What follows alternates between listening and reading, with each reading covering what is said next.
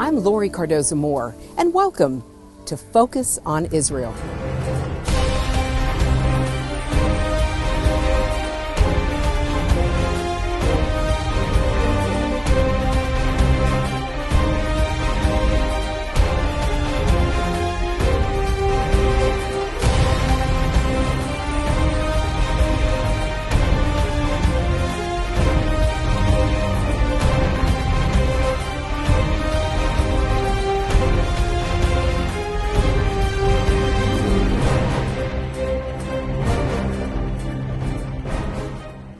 Hello, and thank you for joining me today on Focus on Israel. I'm Lori Cardoza-Moore, and like most Americans, I began to ask a lot of questions about what happened to our country following 9/11. As I read and talked to experts, the issues of radical Islam and the attacks on America and Israel became extremely personal to me. In response, I founded Proclaiming Justice to the Nations, a nonprofit organization dedicated to educating and sharing the message of Christian biblical responsibility to the people and land of Israel against the rise of a new anti-Semitism. I believe that it is so very important that at this critical time in history, we must turn our focus on Israel. One of the most important initiatives of PJTN is to create teaching tools to fulfill our mission to educate Christians. On our show today, we want to treat you to a portion of our newest documentary, Israel Indivisible, The Case for the Ancient Homeland. This feature-length film focuses on the biblical, historical, political, and archaeological evidence that proves that the Jewish people have rights to the land. We pray that the more you know and understand the long and deep tie the Jewish people have with the land, the more you will stand behind Israel.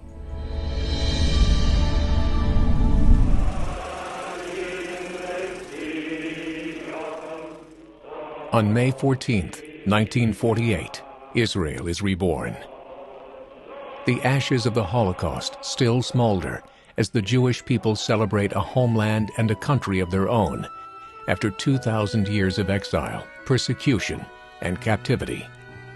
Yet the question remains, are the Jewish people the legitimate heirs of this land?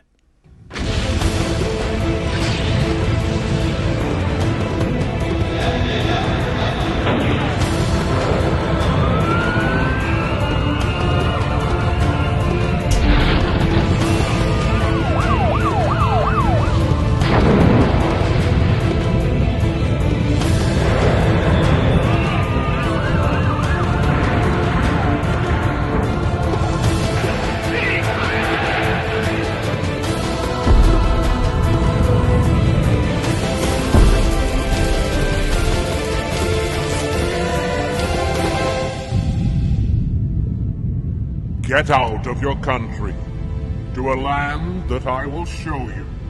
I will make you a great nation, and in you all the families of the earth shall be blessed. Lift your eyes now and look from the place where you are, northward, southward, eastward, and westward, for all the land which you see I give to you and your descendants forever.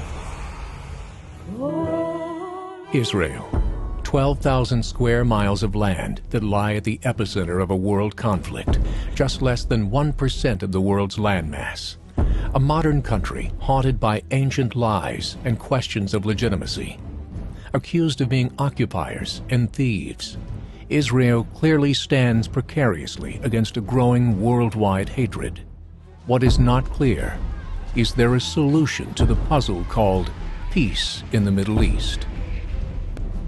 An integral part of the world's media campaign to destroy the Jewish state is to discredit and erase ancient Jewish history, a history that dates back over 4,000 years to Abraham and the Davidic kingdom of Israel.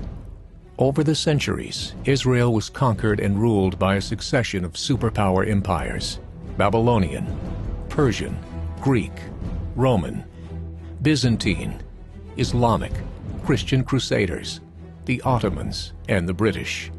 However, only one sovereign nation ever stood here, Israel. Now, after 2,000 years, and against all odds, Israel stands here once again. The Jewish people, the most hated people on the planet Earth, the only people to experience multiple exiles and dispersion, to be scattered around the world, to lose their national homeland, which, by the way, for a good chunk of human history was arguably the most valuable piece of real estate on the planet Earth because of its geographic location especially. You know, we should have, by all normal laws of history, been this layer cake in the land of Israel of extinct civilizations, bye-bye Jews, hello Philistines and Assyrians, Babylonians, Persians, Greeks, Romans, Byzantines, Umayyads, Fatimids, Ayyubids, Mamluks, Seljuks, Ottoman, British, and bye-bye Jews. But the Jewish people were promised that they would survive and that they would return to their land.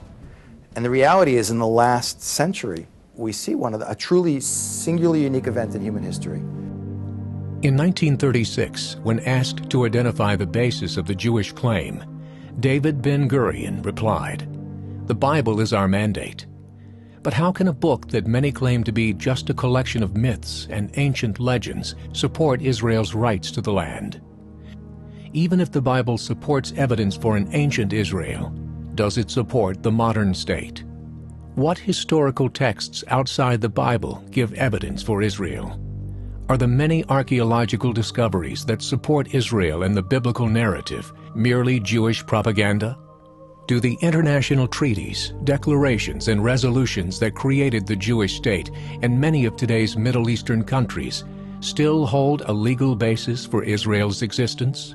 There are two strains of people. There are people who would be Zionistic and pro-Israel and who would have made something like Exodus. And Spielberg is like a split personality because his heart is doing that. But then there's other people like Tony Kushner, who wrote the Munich script, who are profoundly ambivalent about the existence of Israel. They say, oh, the Holocaust was bad, but Israel wasn't the response. That's what is really in their heads. They will give sort of like pseudo-leftist justification of this, that, oh, they pushed out the poor Arabs and stuff like that, without obviously going back to the history, which there was no Islam when 2 Jewish temples were built in Jerusalem.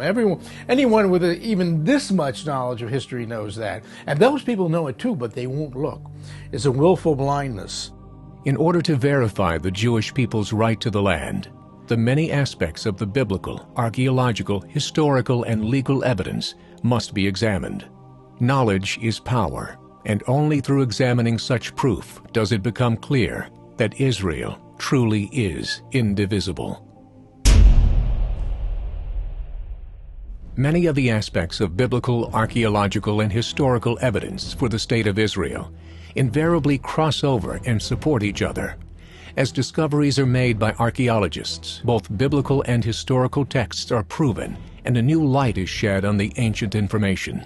More and more discoveries are made each year that prove the Bible to be not only a holy text, but a true historical book of amazing and miraculous events. Much like archaeology, historical writings outside the Bible also provide a valuable link between Israel's past and present.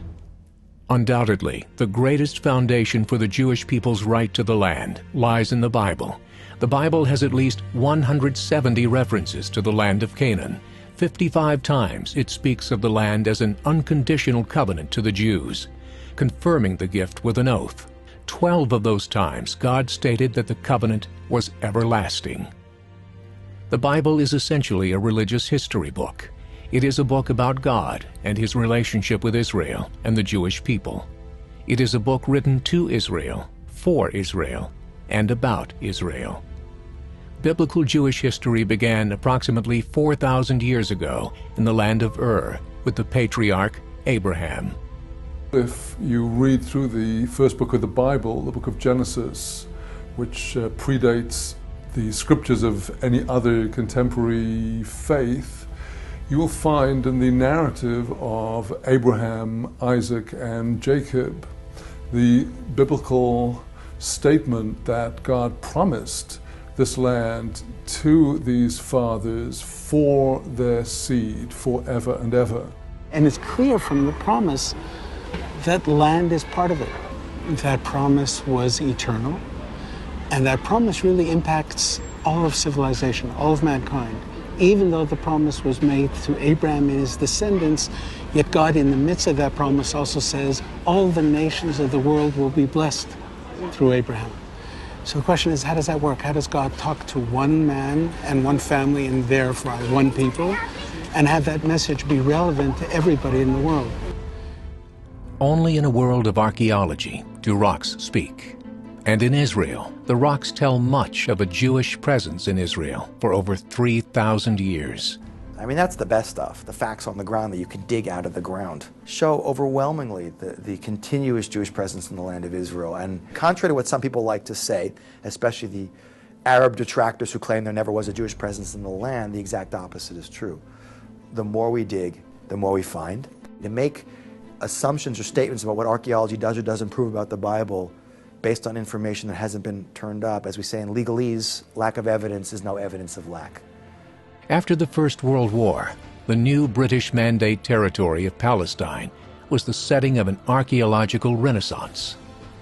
Israel became a treasure trove of archaeological discoveries, with the biblical narrative finding proof with greater frequency.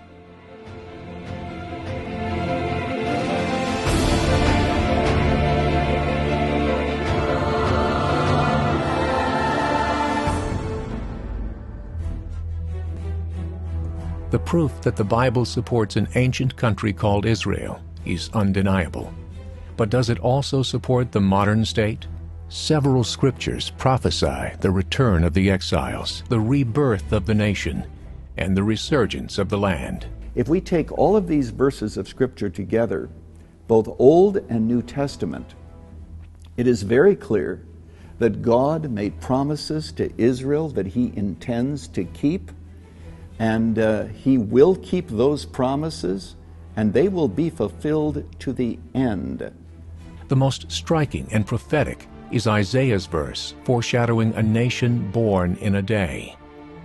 Shall the earth be made to bring forth in one day? Or shall a nation be born at once? For as soon as Zion labored, she brought forth her children. Isaiah describes a woman giving birth before going into labor and birthing a country. On the day the Jews declared independence, the United States issued a statement recognizing Israel's sovereignty. And only hours beforehand, a United Nations mandate expired, ending British control of the land. During a 24-hour span, foreign control of the land of Israel had formally ceased. Israel declared its independence, and its independence was acknowledged by other nations. Modern Israel was literally born in a single day. But no matter how many verses prove an ancient or modern Israel, few in our modern secular world accept the Bible as a legal document. However, on a legal level, there are many other treaties and documents that, though conveniently ignored by pundits and leaders, do exist and give international legitimacy to Israel's existence. They have not expired and are still in full force and effect. On July 24, 1922, the League of Nations formalized the Palestine Mandate. It specifically referred to the historical connections of the Jewish people with Palestine and to the moral validity of reconstituting their national home in that country. The term reconstituting shows recognition of the fact that Palestine had been the Jews' home. The Islamic claim to the land of Israel is far more tenuous, to say the least, in that, first of all, in the Quran, nowhere is it mentioned Jerusalem. There is a chapter in the Quran, albeit with a lot of errors. And there it says, "Enter my holy people and inherit the land that God gives you." So while there is no Quranic source for giving any of the land of Israel to the Arabs, there is a direct citation in the Quran itself for giving the land of Israel to the Jewish people. As international legal decisions were moving forward, Jew hatred in the Middle East grew intense and exploded in murderous riots. When the Arabs demanded that Britain rescind the Balfour Declaration, Winston Churchill replied in his 1922 White Paper, "The declaration still stands." However, to appease the Arabs, he decided to redraw the borders of the Jews' promised homeland. It is necessary that the existence of a Jewish national home in Palestine should be internationally guaranteed, and that it should be formally recognized to rest upon ancient historic connection. The resolution for Palestine was adopted by 33 votes, 13 against, 10 abstentions. On November 29, 1947, the United Nations adopted a resolution recommending the adoption and implementation of a partition plan for Palestine titled Resolution 181. The vote?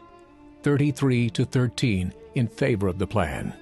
After the termination of the Palestine Mandate and the British withdrawal, the plan would create independent Arab and Jewish states and a special international regime for the city of Jerusalem. The plan was accepted by the Jewish community, but rejected by Arab governments. Civil war broke out in Palestine, and the partition plan was never implemented. On May 11, 1949, the UN voted to admit Israel to membership in the United Nations. Since 1948, Arab leaders have approached the Palestinian problem with an irresponsible manner. They have used the Palestinian people for selfish political purposes. This is ridiculous, and I could say, even criminal. The Palestinians, who are arguably history's greatest losers, are being used cynically by the Arab world, who could care less about them, to morally beat Israel and to refocus the conflict. It's obvious, it's such a no-brainer that it's never been about creating a Palestinian state. It's always been about the Arab world's inability to accept a Jewish state of any size. The reason the Arab-Israeli conflict has not been solved is very simple. The Palestinians don't want a state. They want a one-state solution. They don't want a two-state solution. They want the Jews out. On May 27, 1967, Egyptian President Nasser stated the basic objective will be the destruction of Israel. The Arab people want to fight. In an act of war, Egypt blockaded Israel's entrance to the Red Sea and staged for a massive military invasion. Israel struck back, chasing the Egyptians out of Gaza and the Jordanians out of Judea, Samaria. They also won the Golan Heights from the Syrians, all in just 6 days. An incredible miracle. The Arab nations had no choice but to sign ceasefire agreements, but they emphasized that they were not recognizing any borders of any kind with Israel, since they did not accept the existence of a Jewish state. Many of the Arabs claim, and many of the Arab Muslims claim, this land because of a principle in Islam that says that any land that is controlled by Islam or Muslims must one day return to Islam and Muslims, that they would reclaim this land. And that's really what many of the Muslims are trying to get with Spain, with Europe. They're trying to reclaim what they had captured one time before. On November 22, 1967, the UN Security Council unanimously adopted Resolution 242, establishing the principles that were to guide the negotiations for an Arab-Israeli peace settlement.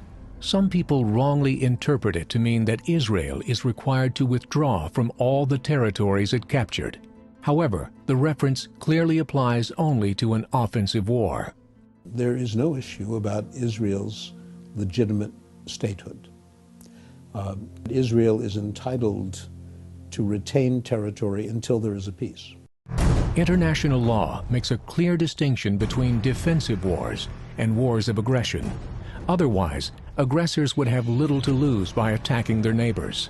In the defensive wars of 1948 and 1967, the Jewish state not only survived, it came into possession of land from which its adversaries launched their attacks.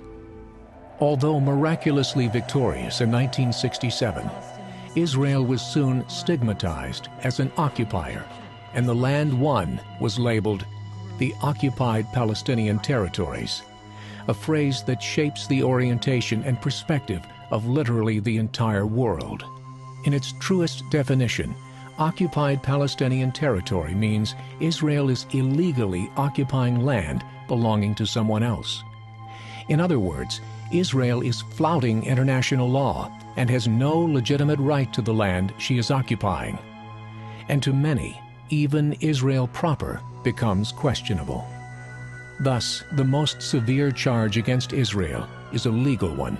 The whole movement to delegitimize the Jewish state is based on this one accusation that the occupation of the West Bank is an illegal enterprise. If people think you're a thief living on stolen land, then your desire to negotiate for peace has no grounds. This unchallenged narrative has not only undermined the peace process, it has damaged Israel's standing beyond all proportion. As of today, no one can say that the Palestinians are prepared to accept the legitimacy of a Jewish state.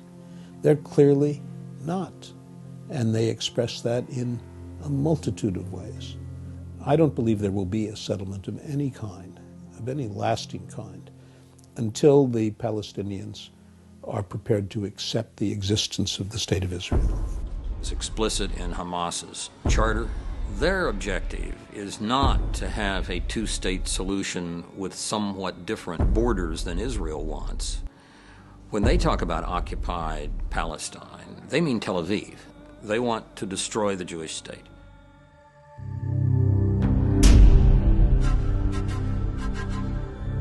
Time will come, like now, that people say, why you belong here? Who are you to take this land? So that's why the Bible starts, God created the whole world.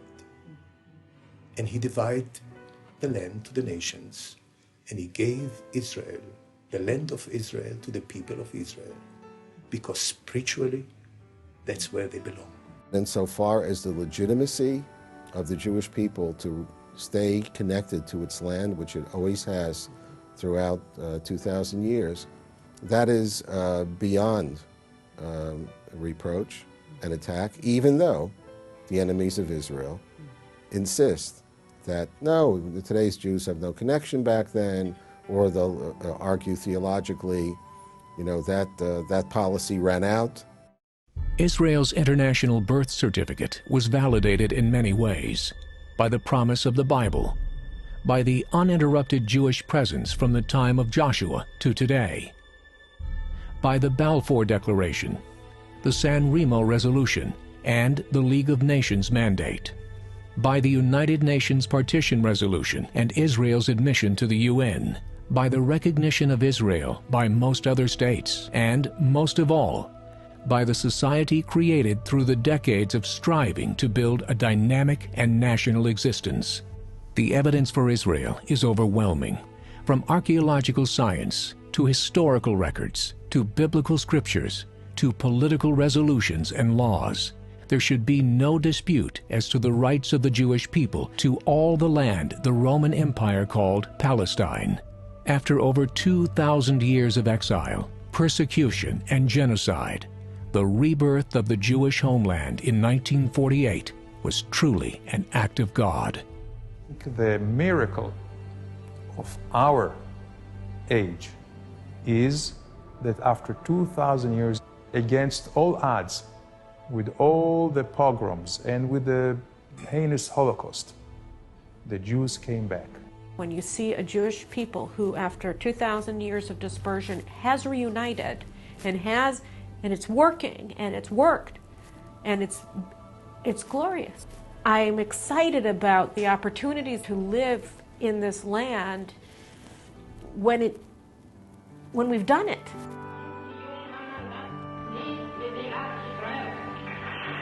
Today, Independence Hall sits quietly, exactly as it was on May 14, 1948, the very room where Israel signed its declaration of statehood, where biblical prophecy became reality.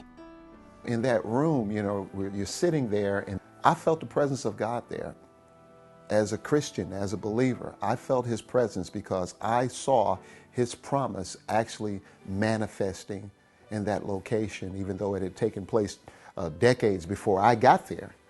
When I came back, to Nashville, my hometown, my whole life had changed, and I had a message to everybody that I could grab, Christian or otherwise, say, listen, you've got to go to Israel. if we have faith and belief in God as creator of the world and the Bible, then we must also believe in God's covenant with the Jewish people, that He gave the land to them, and only to them. Not to believe in this shows a flaw in our logic, in our faith, and in our belief in God Himself. The recorded history of Israel that spans thousands of years, the many years of dispersal of the Jewish people, and now the return to the land, that is undeniably a miracle of God. And now it is clear that the solution to the puzzle of the elusive peace in the Middle East is Israel indivisible. I am not embarrassed. I talk about miracles. I am a miracle. This whole story is a miracle. The Jewish history is a miracle. Makes no sense. There is somebody who is watching over us, who wants the Jewish people to succeed and to become light to the nations. The founder of Israel said that in our time, if somebody does not believe in miracles, he is not realistic. Reality is miracle here. We cannot judge this situation always in logic, because something very special is happening here.